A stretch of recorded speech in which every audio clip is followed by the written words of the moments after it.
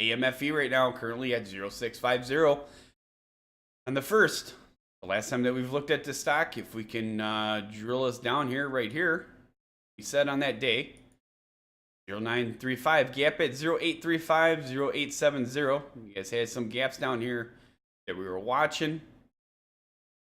Up here a little bit more, it came down and filled them all. You guys could see that, especially right here. This was the big one. AMFE had a lot of moves going on here, and I told you over here to watch for that gap, and it ended up coming down the following day, filling it, coming down to the 10-day simple moving average. We even talked about that in the previous video on April 28th. That being said, you guys came down, hit that 20-day simple moving average, and unfortunately yesterday rejected that and fell down below here. Right now, where you're currently sitting at, the 30-day simple moving average is at 0642. Keep in mind, you guys are going to have a little bit of a playroom there. Where you're currently at 0650. That 0642 is going to be a must-hold area for support. If you guys don't hold that, well, we can take a look at the next one following up here. I would comfortably probably put that to 06. Would follow up as another support. But 0642 is going to be that area that I'm going to say that must hold.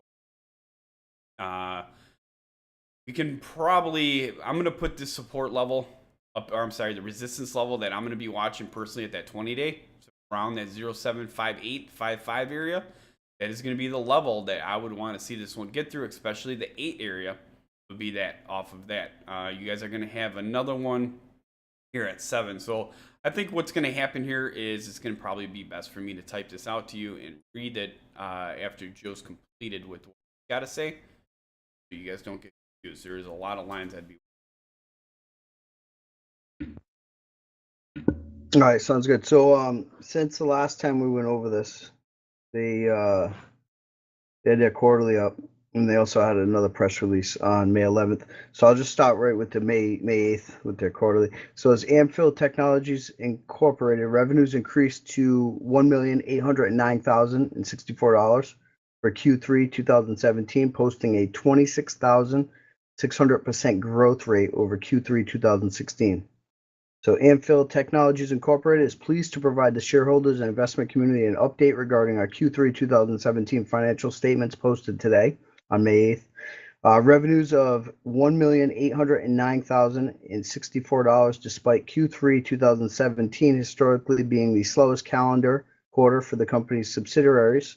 This is up $266,675 or 17% compared to last quarter, which is historically the best calendar quarter, the Christmas and holiday quarter.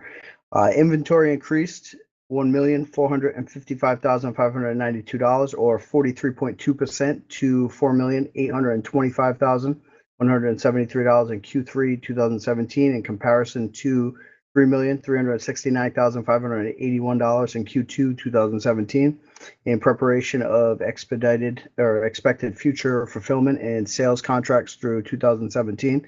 Issued an outstanding common share count reduction of 43.8% from 791,919,764 shares to 444,807,264 shares. So total assets increased $1,376,652 or 27.5% from $5,007,437 in Q2 2017 to $6,384,089 in Q3 2017.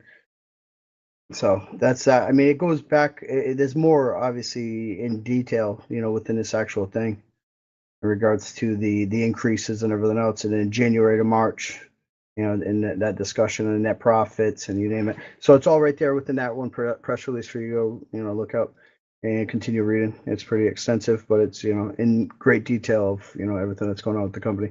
So they also had another press release on May 11th, 2017. It was Amfil Technologies Incorporated announces that our subsidiary Snakes and Lates Incorporated, on top of having exclusive distribution rights to Canada, will be receiving exclusive international distribution rights for additional parts of the world for Cards Against Humanity.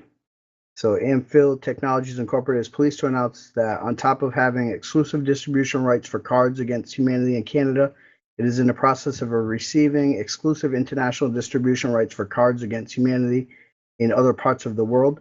Cards Against Humanity is one of, if not the most popular party games currently on the market. The game was officially released in May 2011 and only a month later became the #1 game on Amazon.com.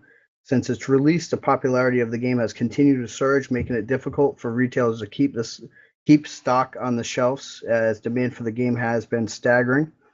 As a result, the game, which retails for around $25, has reportedly been sold by third-party sellers asking as much as $150 for a copy on Amazon. The game is currently available in the United States, Canada, Australia, New Zealand, and the United Kingdom. However, Ben Castine, founder and leader of Snakes and Lats Incorporated, has been very proactive about working with Cards Against Humanity to sell their products into additional global regions and secure the international distribution rights to those regions. So there's obviously more, within that as well, and more in regards to the company. So if you want to continue doing more due diligence on Amfil Technologies, just go right over to that AMFE board. From there, you will see the company profile, the time and sales, the recent news, the filings, the financials, the buy rating.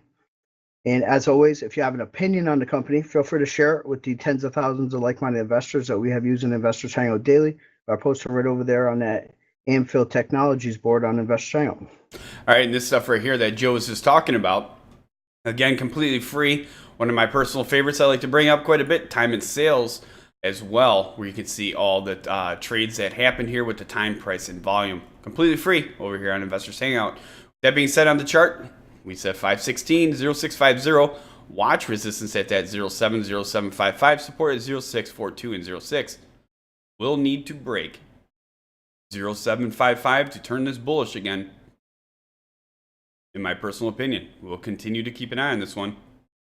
AMFE. Remember, if you follow the stock, make sure you check us out, investorshangout.com, and share this video with all other investors. If you'd like to participate in our next live show, you can do so at investorshangout.com/live.